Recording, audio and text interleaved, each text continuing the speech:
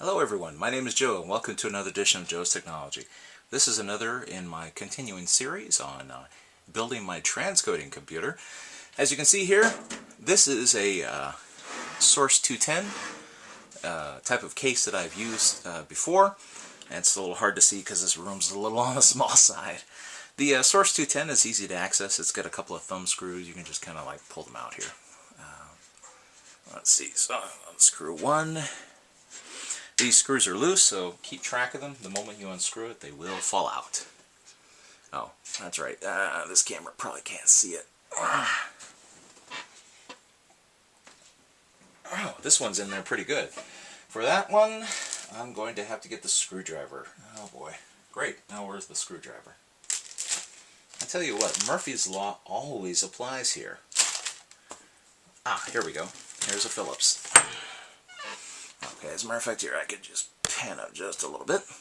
So we've got our screw here, and they're threaded for Phillips, so any standard Phillips screwdriver should be able to get them out. There's only two screws in order to access the interior of the computer case itself.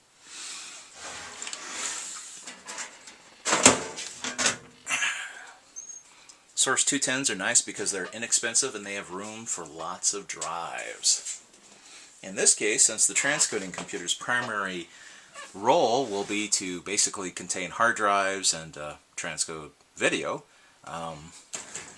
this is a very desired feature. I probably have no use for these 5 1/4 bays up here for this particular build because there's just not going to be anything that I'll be sticking in them. It's just regular drives.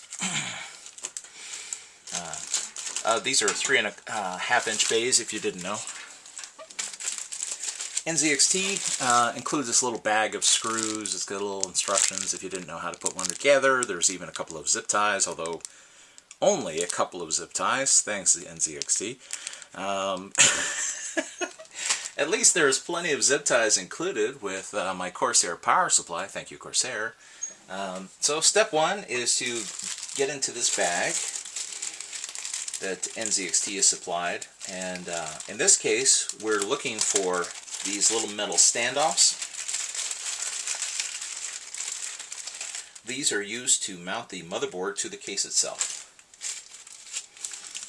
Now you can see there are holes all throughout this case, which are designed so that this case is compatible with a wide variety of motherboards with standard hole placements, so that with whichever type of board you happen to want to put in, you should be able to adapt it to your purposes.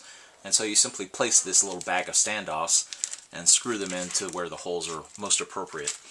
The easiest way to figure it out, matter of fact, here I have my motherboard, is I can take it and put it in here and take a look and see where the holes line up. So I can see 1, 2, 3, 4, 5, 6. So now I know which holes I need to utilize for my particular build, and I can put in my standoffs. The other thing that I have to do is there's an I/O shield that goes here that will go onto the back of the case, and that provides shielding for the the ports that are on the board itself. Matter of fact, here's what the I/O shield looks like. So we just take that out of the bag, pop it into place. You want to be careful with these things. They're very sharp. I don't know what it is, but there seems to be like this obligatory, design choice of extremely razor-sharp sheet metal. And it's very rare that I'm ever able to build a computer that doesn't end up being brought to life with a blood sacrifice, usually mine. Since this is a nice white case, I'm going to do my best not to bleed on it today. So get the super sharp I/O shield. This thing's basically a big razor. Be careful with it. Don't give this to little kids unless they really know what they're doing. We can look on the back here, and you'll see that they're stamped with what they are. The stamps correspond to also what direction it should go. Motherboards normally go facing down, so wherever the bottom of the board is, and the text will be read up. That way, if the computer was on its side, all the text is up. So it's the easiest way to tell. Or you just look on the back of your board and match it up. Nothing's worse than putting on the I/O shield and being proud of yourself and realizing, oh, I snapped it in upside down. And then now you have to get it out. because these are designed to be snapped in once and to stay there. So let's see. Again, here's where the I/O shield will go. I can't see on the camera here. So here, let's go ahead and pop it in place.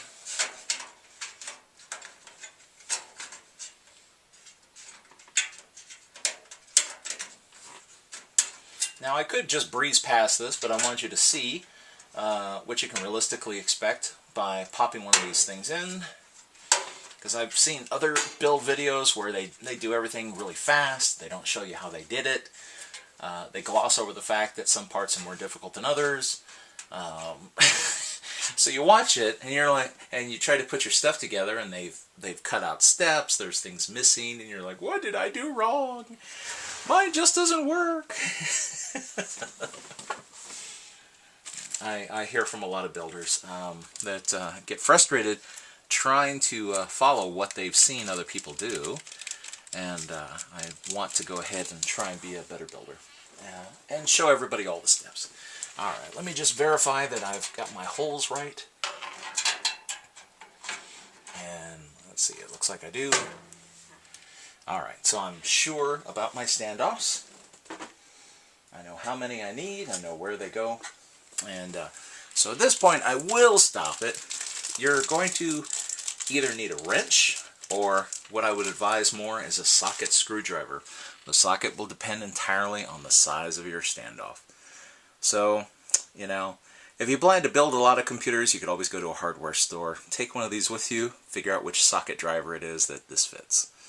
You know, they make them, they'll look like a regular screwdriver, but instead of a head, they'll have a socket on them. So it's really good to have one of those. If you don't, then it's time for probably a small crescent wrench, because it'll take a while to get all of these in. So that's why I will skip past this part, because it's just me screwing these things into place, and it takes a few minutes, and I misplaced my socket driver. So I'm sad, because now it's wrench time. See you in the next video.